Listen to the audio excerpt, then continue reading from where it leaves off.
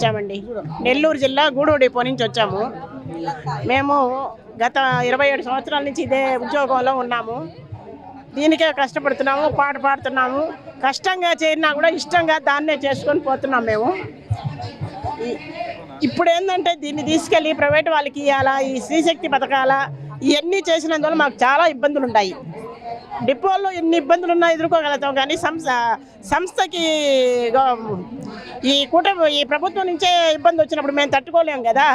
దాని గురించి ప్రభుత్వం స్పందించి మాకు రావాల్సిన రాయితీలు మాకు ఇచ్చి, ప్రజలకు ఇచ్చే రాయితీలు వాళ్ళకి ఇచ్చి, ఈ శ్రీశక్తి పథకం నుంచి మమ్మల్ని కాపాడి వాళ్ళకి సంక్షేమం ఇచ్చేదానికి మమ్మల్ని తీసుకొని పోయి సంక్షేమంలో నెట్టొద్దనేసి, ఈ ప్రైవేట్ పరంగా ఇచ్చేసి మా కడుపులు కొట్టొద్దనేసి ప్రభుత్వాన్ని వినియోగించుకుంటాం. మహిళా సమస్యలు పరిష్కరించుకోవాలా, సాధించాలా అని మాకు అదే 3 days లీవులు కానీ, చైల్డ్ కేర్ లీవ్స్ కానీ, అట్లాంటి డ్యూటీలు హార్డ్గా ఉన్నాయి, అవి తగ్గించాలా.